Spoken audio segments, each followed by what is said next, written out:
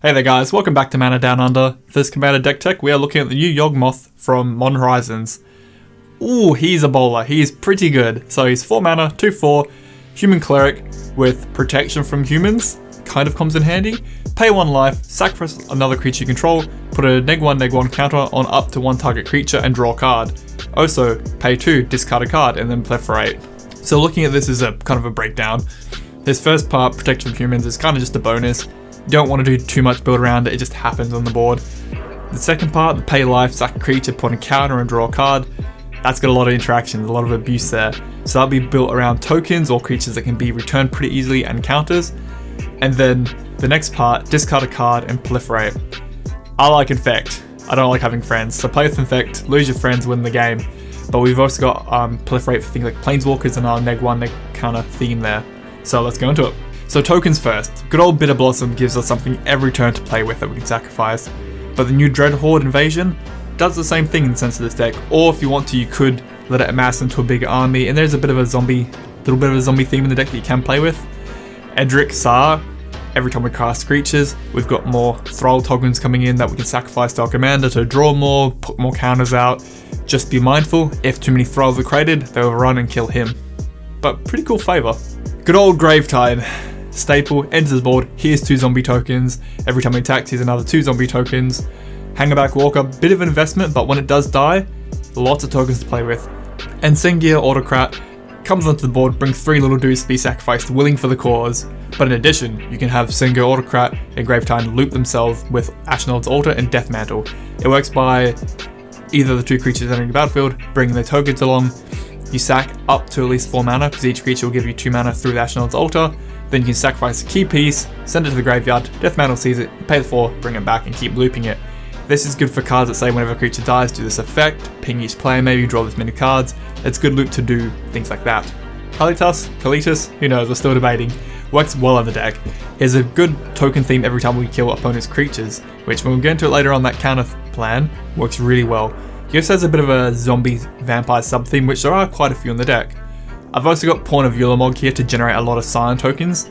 They're good for a few reasons. They can self-sacrifice, so if a commander's not out or we don't have another sack outlet, for things like Grave Pact and Dictative Erebos, they can activate it pretty easily. They do ramp us, so it does come in handy. And it is cheaper than Sifter of Skulls, but if you do want more token options, go with Sifter of Skulls too. Undying, they're not tokens, but they can recur multiple times. So Mikaeus Unhollowed actually gives all our non-humans Undying, which when they come back, they come with a counter, but they can't use Undying again if they've got a +1/+1 counter on them. But your commander can proliferate that counter and make them bigger and bigger and bigger. So Mikaeus gives our entire team that. For additional Undying, we've got the Butcher of Ghoul, which is just a generic 1/1 for 2 with Undying, but we can keep growing them across the length of the game. Grolf's Messenger, every time it enters board, target opponent loses 2 life, the Undying is pretty nice, so hopefully across the length of the game, at least 4 damage from that just entering. Undying, we can keep recurring it, we can buff them up with our proliferate. Notice, while we go through the video, the devotion. The devotion in this deck is pretty high, and that does come into a little bit later on for our mana. Reassembling Skeleton, Bloodsoaked Champion, Nether Trader, and Bloodghast are all the way to get a creature from the graveyard back to the board in some way or another. And we can keep sacrificing these to our commander. So if our opponent's locking out tokens somehow, or tokens aren't doing too well, these are another option. Now onto the counters. There's some really good enchantment support for counters. Nested Scarabs, every time a -1/-1 counter is put on a creature, create that many 1/1 black insect tokens. So you sacrifice 1 creature to put a neg counter on target opponent's creature, you draw a card. Nested Scarab says, actually, have a creature back for your efforts. Then you sacrifice that creature and do it again. It's wonderful, it's actually a really good combo, you just start mowing everything down. Bluefly Infestation can work against you here, but is pretty handy. Whenever a creature is put into a graveyard from play, if it had a -1 counter on it, put a -1 counter on target creature. If you killed all their creatures, you still have to put a counter on something. It's not a May, so you might have to put a counter on one of your dudes. Oh well. Archfiend of Ifnir. Every time we cycle or discard a card, put a -1 counter on each of our opponent's creatures. Well, we don't do that, but it's funny that you have to pay 2 mana and discard a card to proliferate. It's like it's our commander works well with it or something. We can discard a card, neg the whole board, and proliferate. Seems like a bit of a combo. A really spicy one though is Crumbling Ash with Necroskitter. Necroskitter with anything in general in this deck. So Crumbling Ash is at the beginning of your upkeep, destroy target creature with a -1/-1 counter on it. Necroskitter sees it, you gain control of that creature that just died. And just before the beginning of your next turn, sacrifice a creature, put a counter on their creature, comes to your turn, destroy target creature, and gain control of it. But Necro Skitter works pretty well with most things in this deck, you'll see that as we go on. So, still in the counter plan, Infect. You don't need friends, play Infect. The Blight Dragon works so well, it's a genuine threat, it alone can kill players in this game. But Yawgmoth Nexus is another way to get counters on our opponents, and then we can proliferate from there. Phyrexian Crusader is a pretty all-rounder good creature. 3 mana 2/2 with First Strike, Pro Red and White and Infect. Infect and First Strike works really well. So gauges in combat for creature, First Strike goes first, hit them, they get 2 neg counters on them, then they get to hit our creature, and they're probably quite weakened from that Infect state, and they might not even kill the Crusader, so he works pretty well. Other forms of Infect is Glistening Oil. We can equip it to our creatures to get through Infect damage with creatures who don't have Infect. We can put it on our opponent's creatures to give them a counter, which then Crumbling Ash can see and destroy, or simply to give them a counter that our commander can proliferate and keep building up. It has a lot of use in this deck, and when it goes to the graveyard, it goes back to your hand. It's really good. Icor Rats is simply here to help getting a counter on our opponent. If we're having a hard time getting the Infect through, Icor Rats can just enter, bang, Infect and counter. Tainted Strike can be a really good gotcha card. All the blockers are declared something to get through. Instant, play Tainted Strike, get through a little bit more damage, but that Infect. Like our commander, proliferate is a thing, so the new Sword of Truth and Justice has whenever a creature deals combat damage to a player, put a 1/1 counter on target creature, and then proliferate. Just more proliferate. It does give the creature +2/+2 pro white and blue, which will come in handy. And good old Contagion Engine, when it enters the board, put a counter on each of their creatures, and it has pay 4, tap, proliferate, then proliferate again. We can proliferate Infection, neg counters, plus counters, and Planeswalkers. They work well in this deck. The new Liliana Dreadhorde General works really well. Whenever a creature you control dies, draw a card. Well, you're sacrificing creatures to put counters on something and then draw a card. You get to draw 2 cards per creature you sacrifice. That's really good. Plus, she brings zombie tokens that you can sacrifice. Her neg 4 comes in handy too, just to put a bit more pressure on your opponent. You don't even have to neg 9. I would probably just keep a +1 neg 4ing just to keep it on the board, constant pressure. And Liliana of the Dark Realms is here to help us ramp really far ahead. Mono black decks tend to abuse their land base pretty well. They will double, triple up their mana base. So she can search out swamps, she can kill creatures on the spot or buff creatures thanks to Infect as well. And remember, your commander's ability isn't a tap. You can pay the 2 mana, discard a card and proliferate again and again and again, then ultimate off Planeswalkers. So getting Liliana of the Dark Realms off is actually pretty easy in this deck. Ugin is kind of here like Liliana. The colorist reduction, it's only here for your mana rocks, really doesn't come into play much. But +1, you exile top card of your library face down and you may look at it. It's a 2/2 colorist creature. When it leaves the battlefield, put the exiled card into your hand. Or you can sacrifice that through your commander, so you get to put that card into your hand. It's like another way to draw. Plus, destroying target permanent that's 1 or more colors comes in handy because we can't interact with enchantments or things like that too well, so it gives us a little more help there. Now, any good mono black deck that cares about sacrifice wouldn't be worth it unless it had Grave Pact and Dictator of Erebos. They are a staple pretty much in Commander at this point. You've seen this plan before, you know where we're going with this.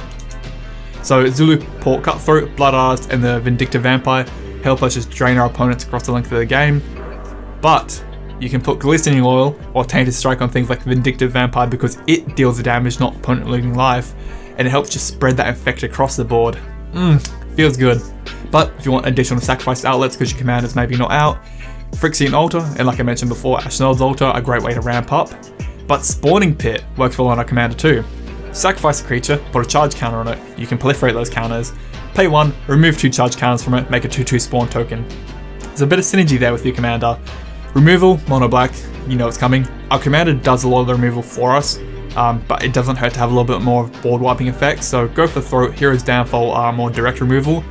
Force of Despair can be a board wipe for things that entered this turn, but you could also look at like removal for that one creature that just entered there. Urgbor Justice is funny because it cares about how many creatures of ours went into the graveyard. They have to do the same. So if we're sacrificing all these things off for our commander in a turn, they have to copy us. Some might say shot for shot. But in terms of board wipes, I care about things like Mutilate, which cares about the number of swamps. Black Sun works well because it's negative counters. Our commander cares about that. If you mess up or something goes wrong and something lives just through it, you can start discarding cards and proliferate 2 to further up the damage. Good old Torment of Hellfire, what a good card. And Withering Boon is a real good gotcha for their opponent's commander. Now into support. Support's a bit of a random mix here. It's just kind of things I wasn't sure where to put in the video, but they're needed in the deck. Your booties are here to protect your commander. Skull Clamp gives us a ton of draw. I'm showing you how this is going to work, you're smart enough. Whip of Erebos is actually here for the lifelink before the resurrection, because the commander does pay a lot of life, so if you can gain some of it back somewhere, that would be nice. But also paying 4 mana to haste out anything from our graveyard can be really fun, and then you can sacrifice that thing too back to your commander. Phyrexian Reclamation is a great way to get cards we've discarded thanks to our commander back to our hand to discard again or cast. Animate Dead, you know, steal something from the graveyard, what's wrong with that? Sheoldred just puts pressure on your opponent through sacrificing, and we can resurrect more things that we can sacrifice then again to our commander. The Grey Merchant, like I said, we've got really high black devotion. He can come in and just chop people down, and if he has dying thanks to Mikaeus, or he dies, we resurrect him in other ways, he can start to do a lot of work. Demonic Tutor, I just like to have at least a tutor in the deck in case you're in those situations. Playcrafter is just a good creature that we can keep recurring, good entry effect, make them sacrifice a creature or a planeswalker. If they can't, they discard a card. Solemn, again, similar thing, really good value. If we can keep recurring them, we get to tutor out lands and draw more cards. Now into mana rocks, I've gone with things that just tap for black mana because that's all we're running. So Charcoal Diamond is our black source, Commander Sphere taps to black, but we can just draw a card through it, Sol Ring its commander. But Astral Cornucopia can be pretty good, because if X is 1, it has a 1 charge counter on it, so it taps 1 mana. Your commander can proliferate that, and taps for 2, 3, 4, 5, 6 mana. You can see where we're going. Jet Medallion is a reduction spell for our entirety of our deck pretty much. We do run Crucible of Worlds because of the whole discard theme. So if Phyrexian Reclamation can get back creatures that you discard, Crucible of Worlds can get back lands you discard to your commander, so you can keep using them at least. Cage-on, double up all swamps pretty much. Bubbling Muck, same idea, this is where black starts to abuse itself. Urborg, Tomb of Yawgmoth, makes everything a swamp, that's what we care about. And because we do run Crucible Worlds to get back things we've discarded, I do run a Strip Mine because I hate my friends. Cabal Coffers and Cabal Stronghold are that reward for running all these swamps. This is where again we can abuse our mana base even further. And Khan's Bastion is a way for us to proliferate. In addition, the Shrine to Nyx, because of all that devotion to black, can be a huge mana source as well. Mirrored Landscape only gets up 2 of the same basic, 1 mana black gets fine. Wreck Tower to have a nice big fat hand size because the commander does draw a ton of cards. Bajuka Bog just to help deal with opponents' graveyards we don't want to deal with. And 23 Swamps. So what do you think of Yawgmoth? I think he's a great commander. There's so much interaction here, between the tokens, getting sacrificed for your Grave Pact-like effects and triggering results, to the neg counter theme that can destroy things, weaken things, steal things even, all the draw that results from that as well, and the ability to discard cards to proliferate to increase your results or increase his research, and then retrieve back the key pieces that you lose to discard again for further research. I think he's a great all-rounder. He does a lot of things, he does a lot of things well, there's a lot of synergy here and a lot of support for him. He will be a commander for a long, long time to come. Maybe tier 1 black commander? So what do you think about Yawgmoth? Again, like I said, I think he's great, spicy card. Let me know your thoughts down below and how you're building him. What plans are you taking? What way do you want to build him?